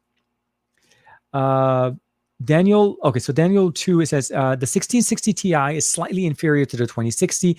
It's cheaper. I thought about it, getting it in a laptop with the 2060, but it's a $500 price difference here in Brazil. So it depends on what you're looking for, again, in the term that you're looking to keep your laptop. And also what you're trying to do with it. Just that those are the big thing you want to keep in mind. And as you're saying here, Daniel, there's a $500 difference there. It's not a small change, small amount of change. This is definitely a big one. I think, okay, so Joe is answering, it's okay. It's slight spread of butter and, the kids have, okay. So I think he's answering somebody else there. Let's see here. There's hope. Okay, there's hope that the Velvet UI will correct things for those who can't wait. Yes, the Velvet UI or the UI that we have on the Velvet is definitely much more improved than the V60. If nothing else, the ability of changing the swipe down to search function, to me, it's like what took them light years to do. I've always had to install a secondary launcher just to get rid of that function. Not everybody loves having search. It's a good function, but I think the selection should be left over to the user to see what they want to use. So that's at the end of the day, I feel like always a better situation. But yes, I agree. LG has done a lot of improvements there. Matt Tyler's jumping in. LG should not leave Europe. Consumers like you are the LG struggle. Okay, Matt is throwing the gloves in the ring now. They're offering solid hardware and it's very good software now. Stuck in the past, obviously, based on companies that haven't taken them. So the short answer, I think what Matt is trying to put it together is they may have had that track record in the past. They definitely have changed their tone and they're getting in a lot better position. The Wing is going to be coming into Europe. The V60 unfortunately did not. And I think the Velvet did come to Europe in certain markets. So the short answer is I think they're changing their approach to mobile devices. They've realized their price points and what they've done in the past and what they're trying to put out. And my goal is to see what they're going to bring in. The Velvet and the V60 are both great single screen, dual screen options, or basically pen input devices. I call them the jack of all trades type of devices. And I really hope that we definitely see more improvements in that matter. The Explorer program that we saw now with the Wing, still have to check that out. I haven't had a chance to see, and I haven't heard anybody announcing official announcements of when it's available in store here in the US. As all we're seeing right now is pre-release hardware information. Steve, fun fact, you can install some Velvet apps on most LG phones running Android 10. That is a fun fact. That's a good fact to know. Very, very nice. The best budget periscope lens smartphone. Any suggestions? Wow. P40. You said budget. I would say buy last year's P30 Pro. The P30 Pro will have a really good telescope lens. I'm assuming periscope, or you mean like the ones with the zooming options. I think those are going to be some of the better ones. The P40 Pro has much better optics on it. But the problem with it, and or even if you go like to say, S20 Ultras, the zoom factor gets worse as you get closer. I think for the most part, most devices that have a high megapixel sensor will use a digital zoom, and that is pretty comparable to what you get with a telephoto. It depends on how far you're going. If you're truly trying to find an experience where you're getting more telephoto on the lens, meaning you want to go to 3, maybe 5 times and get really good, I still think the P30 is definitely one of the better options. The P30 Pro specifically. The P40 Pro will definitely do much better. But if you were looking also on like other devices, like more budget friendly, it's a tough choice. I mean, especially when you were talking about like the higher end ones will do much better with the lenses. But any of the P series, that's why I'm recommending maybe even last year's. The P30 will definitely be a lot cheaper now, price point, and it'll still give you a really good experience at that 5x, really good images there. The Velvet is available in my local market with the dual screen. Yes, so definitely. Yeah, that's the thing. The Velvet is definitely picking up and available in more and more markets available in the not just in the US. Although in the US we have different models of it, which is interesting as well. What do you think? What do you think about the Nook PC? Juan Carlos says a lot of good things about it. I haven't had a chance to play with them. I do have, and I do need to finish the video on it. Now, it's not a Nook, but it's a fanless PC. This is basically the Access 4 from Azul, and it's an Access fanless PC, mini PC that has full RJ45. We have a headphone jack in the back, USB-C connectivity for dual display. So just the primary display, one display or two. You have obviously the Kensington lock option here. This is the power option and an SD card, and a full-size USB 3.0 side here. So full-size USB 3.0 and a USB-C, and all connected in a just small form factor. This is the dongle for my keyboard and mouse, and it fits in the back of your TV and it works really nice. So I feel like Nook obviously does a much better job providing us something a little bit bigger, more of a smaller, kind of like an Apple PC kind of thing. The smaller mini PCs one that they have, but I think it's a good option. I think definitely check out what Juan Carlos has on those as well. Rodolfo, my tech reviews. 5-year best bet. I'm getting lenses are moments. Yeah, definitely. I think the moment lenses will definitely give you a better option, and you can put those on almost any device. The only difference between those is, like I said, you need to make sure to get the correct lens that will work with your device. But the question was again, how much telephoto that you're trying to get. If you just want it built into the phone, I think the P30 will do well. If you already have a phone, you're trying to augment it, moment lenses are always great. So many content creators say that the LG V60 is one of their favorite phones. Lucky Juan isn't in the chat bashing LG. Well, you know how Juan is. He always does that. But be careful, man. He lurks in the comments and he never comments, and he'll just jump out at the end, and you'll see how it goes. I think the reality of the matter is the V60 proved that LG is still capable of providing us a powerhouse in a form factor that we like, and he answered a lot of the things that we wanted out of the V series, right? So again, large battery, wireless charging, stereo speakers, great cameras on the front, 4K 60 on all the lenses, front and back, great video pro capabilities, headphone jack, audio inputs, all the things that you want for creativity and producing content is there.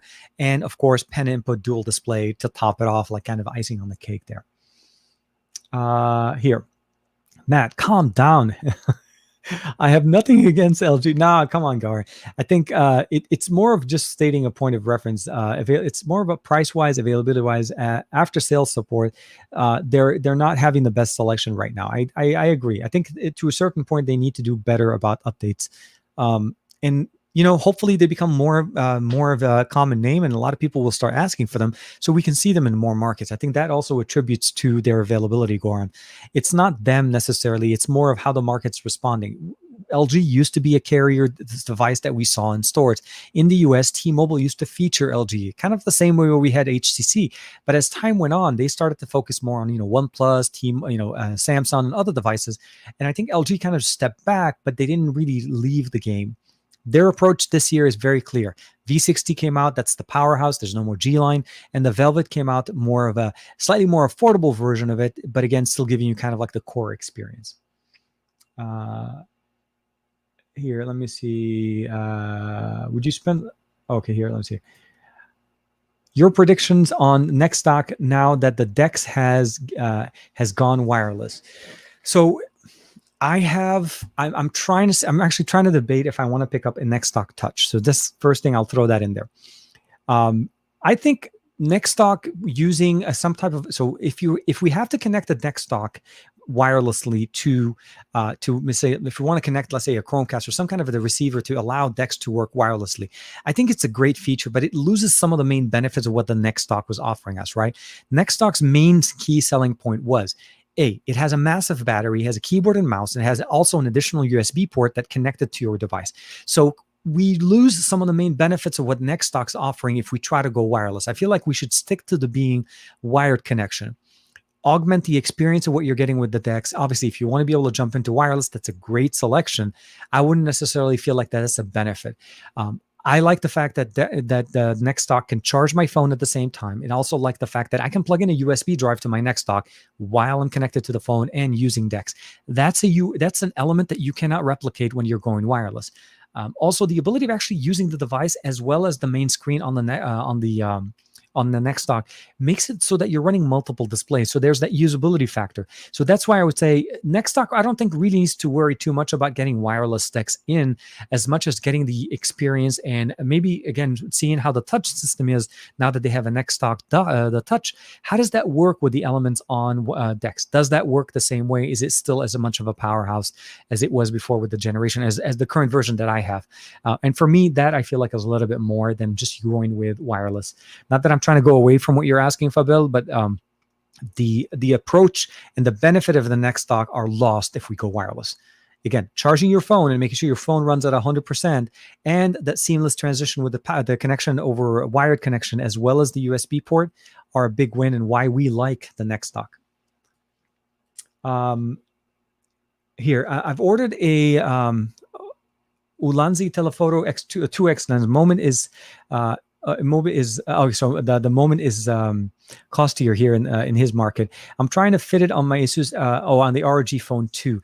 I'm assuming it came with the clamp option that you're trying to look for. Is that not working? And I think if I'm not nope, sorry, the ROG Phone 2 is being played with in the living room, so I can't show you guys what it looks like. I think if it fits, I think it should be fine. And it sounds like what you're looking for is more of a good 2X to 3X experience. I think that's going to be a good experience. But I would definitely support saying Moment makes some of the best lenses on there. I also want to say Rhino Shield makes some good lenses. If you're able to pick up Rhino Shield, they're generally a little bit less expensive than Moment, and they may also provide you with a good experience there. Aditya, you never know.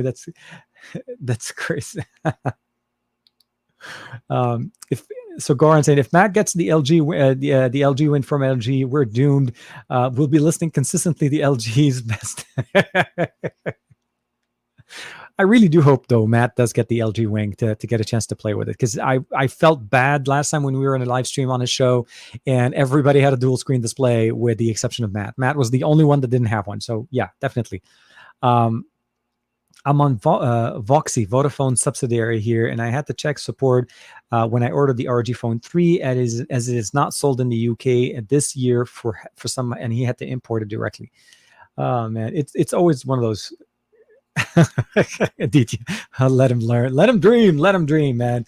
Always, man. Here, let me just jump in real quick here. So next dock shouldn't remove Bluetooth from its builds. Any workarounds, good vibes always. I think at the end of the day, if they have the Bluetooth functionality, obviously that could help us. There is a case for it to be used wirelessly, but the connection, the transmission speed, and the functionalities that you lose when you're doing that is that's where the issue is. The DeX on. Let me just explain. Wireless DeX doesn't receive input wirelessly back from something else unless it's connected via Bluetooth.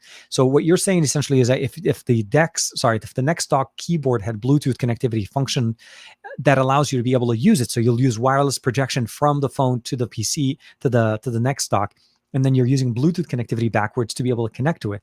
I think that would circumvent that would give us obviously functionality where you're able to connect your phone. But if I'm not mistaken, and could be wrong, once you turn off the display, so let's say I want to use wireless DeX. Wireless DeX on my phone only works when my phone is unlocked. Meaning, if I have my phone sitting on my desk and I shut off the screen, let's say I connected or I projected it to a screen, and I turn off the display, meaning I push the power button and the display is off, DeX locks up and it becomes a locked interface. You have to unlock it. And when you unlock it, you wake your device. There's that whole synergy of function of how DeX works. And I don't think Next Dock is something to be used. I mean, and I understand what you're trying to use it in the sense of the mouse and the keyboard and mouse would be used Bluetooth connectivity over to the phone to control it, but your phone is still on while you're using it as a DeX experience, which means it's draining power but not being charged. That's why I'm still thinking wired for what Next Dock is trying to offer. Wired is the best because it just serves it better, keeps it charged, works really nice, and it provides you much faster connectivity. Also, side loading information to it. How long is the Chromecast and YouTube TV deal available? I don't have a specific timeline on it, but I would imagine not that long, probably in the next week, maybe by the end of the month. It was announced around the same time as the launch event. And if I'm not mistaken, I think Goran also mentioned that it looks like on Black Friday, it's going to be available for $10 off. So $39.99 for Chromecast TV, Chromecast with Google TV very soon. Here, let's jump in here. We are still Europe, Goran, and we followed. Oh, come on, guys! Let's not bring that conversation into the chat today. That could be another episode for a whole bunch of different things. Dominic Wong, actually, 3 is pretty good. I have the EE and the N3, and I haven't noticed any difference. I've used EE and 3 share both the same towers. I think really good coverage. I've used 3 in the past. I haven't tried EE in the past, but whenever I was in the UK or even going down to Barcelona, I've always used 3. They provide really good coverage, and their roaming rates are really good. Oh, Matt, sorry here. So Linez, it says December 31st for the release. I guess it looks like much later in the year. Guys. Okay. While we wait a little bit for the conversation to go through and let some of the comments to calm down a little bit, let's talk a little bit about some of the stuff I wanted to cover for you guys. I have sadly one more day with the Xperia 5 Mark II. So the Xperia 5 Mark II I've actually had it for a couple of weeks now. I wanted to talk to you guys about it obviously last week on the live stream. Could not have done any conversation about that. The embargo was Sunday night, early Monday morning, as you guys saw with the video. Short answer, I would say, after using the Xperia 1 Mark II, and as you guys know, I'm a big fan of the Xperia 1 Mark II. This kind of meets the expectations of if you're coming from an Xperia line, what you're getting here. This is pretty much speaks exactly Xperia language. So it speaks to all the things Xperia fans love. We have the 21-watt charging at the bottom. We have the 4,000 milliampere battery, same size battery. We have a headphone jack, triple camera setup, same thing. The display on this is definitely one of the better displays that we've seen when it comes to gaming. It's not the brightest display, which is one of the things I would probably say. It does fine. You're able to use it outdoors, but I would say it's something to keep in mind when it comes down to just usability. The other thing I would probably also say, if you're getting this to try to consume media and you've considered getting the Xperia 1 Mark II, I honestly would say the Xperia 1 Mark II fits the bill a little bit better when it comes to content consumption, because it can support 4K, because it does have a bigger form factor. It definitely still has the same benefits, the front-facing speakers, but I feel like this is more geared toward gaming with great cameras. The Xperia 1 Mark II is geared for great content consumptions with great cameras. So not that I couldn't play games on the Xperia 1 Mark II, but I feel like for the games that I care about, like 90% of the time, it's going to be Call of Duty, it's going to be PUBG, it's going to be Fortnite, obviously, some first-person shooter type style games. I feel like we're still not getting 120 hertz. We're not getting 100 hertz. Or we're not even getting barely few devices on the market support 90 hertz, even with the Xperia. The OnePlus 8 Pro, I think, is one of the few devices that support it. So what I would say is it's a great device for great camera. The price point obviously is a little bit better. Great order on the pre-orders that are going on right now. Sleek design, very good cameras. And I really like the fact that we have 4K 120 frames per second here. And again, hopefully we'll be able to see that on the Xperia 1 Mark II. So the short answer is if you're looking for something that is in the Sony realm that gives you great, fast experience, again, overall, just over the usability, the UI, all of those things are very good. I think Xperia 5 Mark II does a great job and is a great choice to go for, especially at the end of the year. I would just wish that they would release it a little bit earlier, because it seems like we have to wait till December 4th for the orders to start shipping out. And we're in the beginning of October, so that's 2 months away. Switched over to Goku. Very nice. Okay, let's jump back real quick in the comments, and then we'll talk a little bit about the Google TV.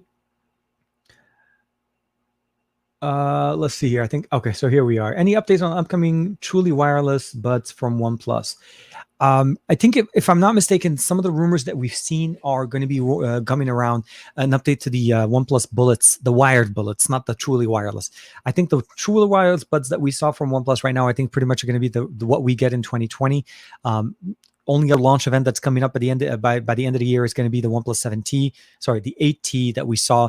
And I haven't heard much as far as any kind of information around the true wireless. They could still update again another version of them, but literally just got released right around, I think was it the OnePlus Nord is when they came out, and they were supposed to be originally released with the OnePlus 8.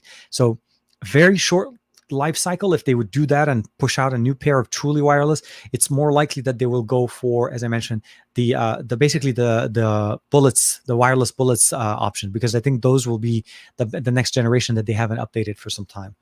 So hopefully that answers that question there. Matt Tyler, I've used O2 and Vodafone before as well. They were pretty awful on the countryside. So it depends on where you're using them. Yeah, it's more of the coverage. I think 3 does a good job, especially when you want to travel, when you're not in main metropolitan areas. Still hoping to use a keyboard with maybe with a dongle. I think it's something that we can discover. If I am able to pick up I think the new one, I'll definitely check it out and see if there's options of allowing DeX to be wireless. But I'm not too far off from the concept of trying to use, DeX in a productivity sense with the new Next Dock a little bit more flexible. Now that, for me, what I mean is, this, obviously with the Z Fold 2, this becomes a tablet, right? So we have a much bigger display. Having something like this sitting on a stand, running DeX from it, let's just close here. I didn't want to change. But running DeX from it, let's say on the screen, and then running DeX on the Next Dock via wired, and still run as a whole UI here of Samsung's system, I think that's more functional for me. And I would love to be able to see how the touch functionality. It's really all about the touch section that I'm really interested to see what they're doing. So I think we're still talking about the carriers over there. Matt, I was on GiftGaff, man. Okay, yeah, you guys are jumping on all of the carriers there.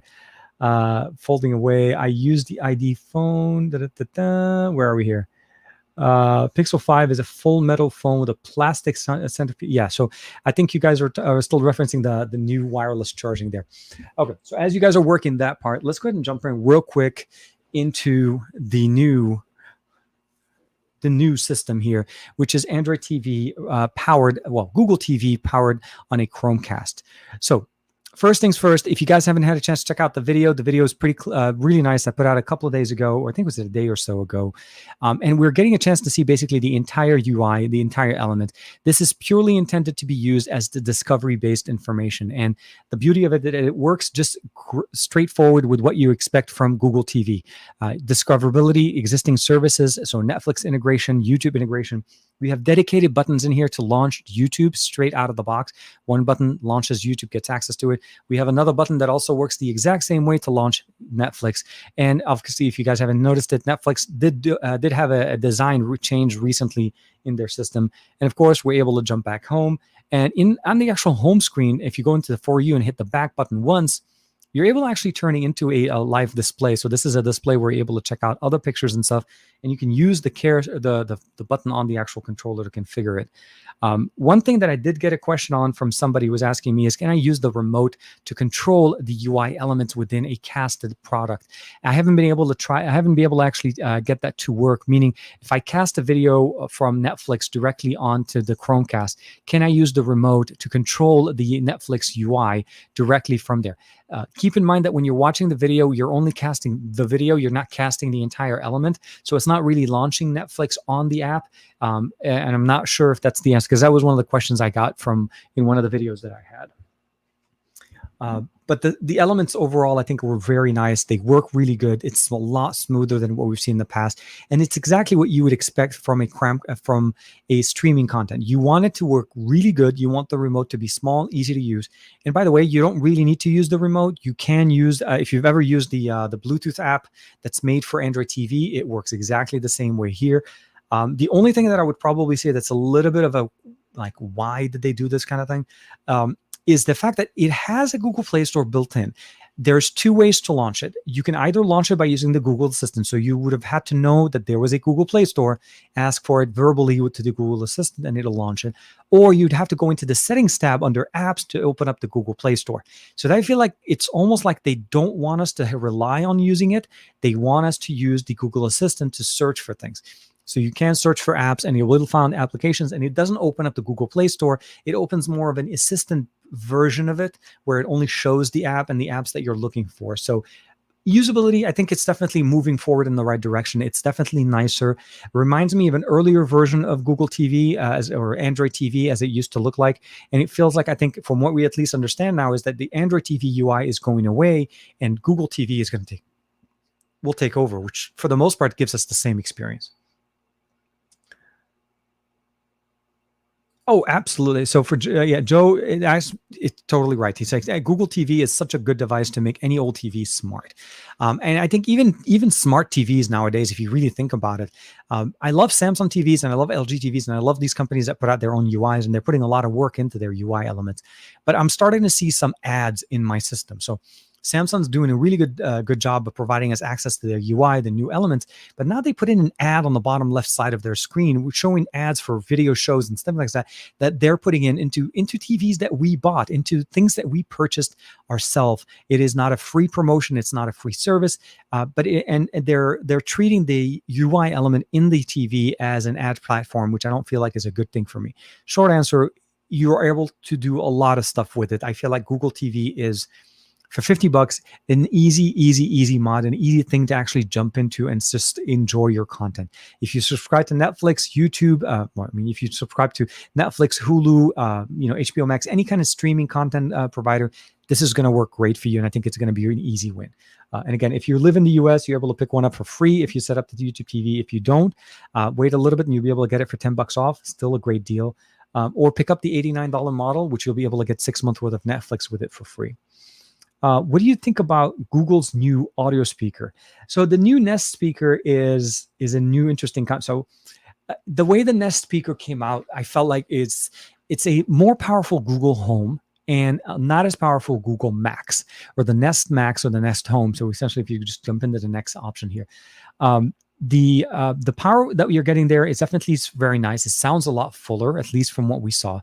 The experience is going to be more focused on audio quality and more immersive audio. So the short answer, what I'm trying to say is it's a much cheaper experience than getting the Max.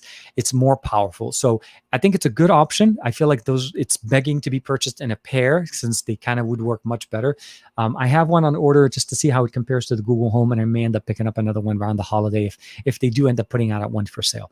But the short answer, it's a definite win if you like and you use Google services for audio, which I personally do.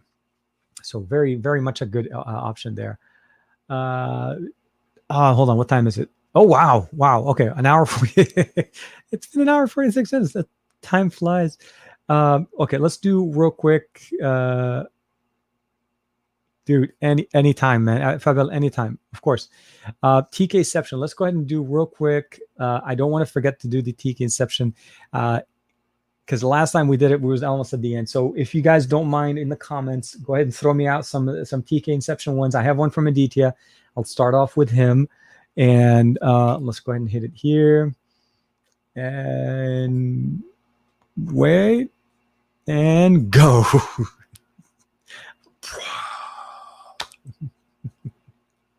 Aditya in the comments, always back, boom, like this. This is how we show now. Now we are actually getting into the point where we just keep doing the flickering concept of Aditya's comments in this live stream. Appreciate it as always.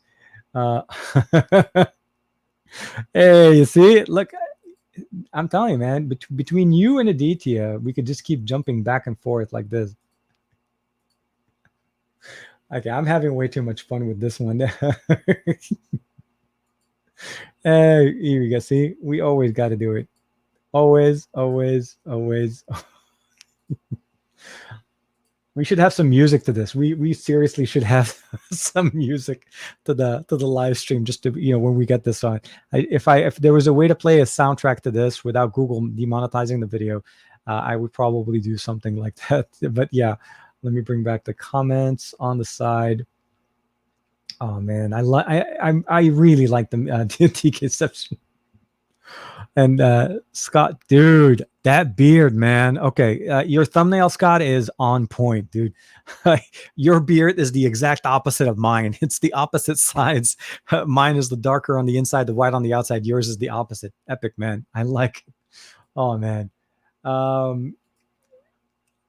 The TK-ception is slowly evolving, more layers and lens elements getting added to it. I wouldn't be surprised if at some point we start having, like dancing icons jumping in the middle of it as we're doing it. I wouldn't be surprised. Matt Tyler, dude, I gotta hit you up later on. We gotta play some more Call of Duty, bro. I've been really itching to try to rank up my guns and stuff, and I've been playing a lot. So definitely. TK, that should be the intro and outro to all your video. Start up the video and then just have the inception kind of just hit up in the back and just time it with me pushing at the same time. I wouldn't mind it. I think it's an element that is evolved. It happened on a truly accidental thing. One time in the stream, I was trying to share the second screen. By coincidence, the live stream was in there, and at an initial hit, we did that inception, and ever since then, every single Saturday we have to have a TK-ception, and it generally comes around almost at the end. Definitely, Goran, yes, I think, yeah. Love from India, man. Rashid, thank you very much, very, very much for hanging out with us. I realize it's middle of the night, early morning for you guys in India, and I realize also with everybody in the chat, I want to say thank you very much for hanging out. So kind of to wrap things up, how things are going, expect a video from me in the next day or so coming up, just to kind of talk a little. I want to recap my conversation with Juan a little bit, and I want to put out a video for you guys. The lab, obviously there's new things coming in. As you guys saw, we have the Google TV. I'm going to be working on another video for tips and tricks on how to be able to side load and do a whole bunch of stuff. First video was primarily initial setup information, and of course walkthrough, which thankfully that one seems to be doing good. I hope that one keeps going well, and it keeps getting pushed to other, for more support from that channel. And so here, the Nubia watch, definitely going to be something nice. Let's go ahead and turn on the element. It's hard. Let me show you guys real quick. Oh, it would be nice if I turned on the camera. Here we go. Let's just turn it on and boom. So you can see the element looks really nice.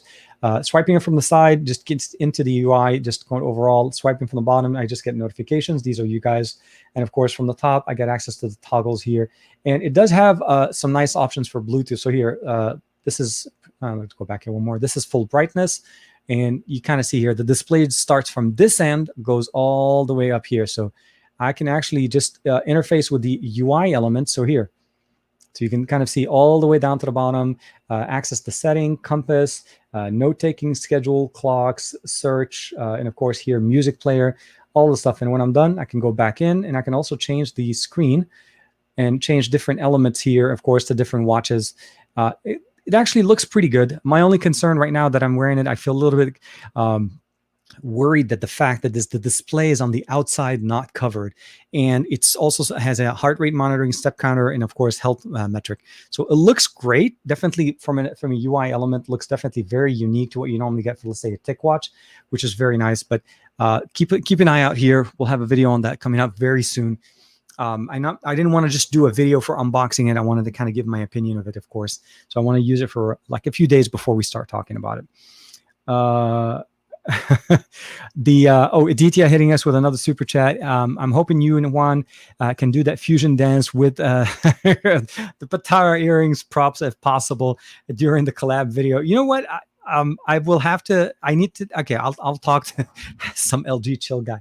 I appreciate that, dude. No, definitely. I'll talk to Juan. We'll see if we can practice that, because I do definitely want to see if there's a way to fuse the concept together and get the story going on. I appreciate that.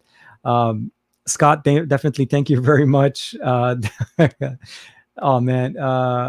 I'm not sure which movie, Mr. Comer, are you referring to? I didn't see the comment before. Sorry.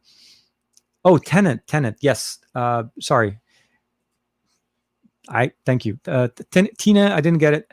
I didn't get a chance to catch it. I'm still, the movie theaters in our area have not all opened up, and in my experience yet, I'm just going to wait for it to come out on demand.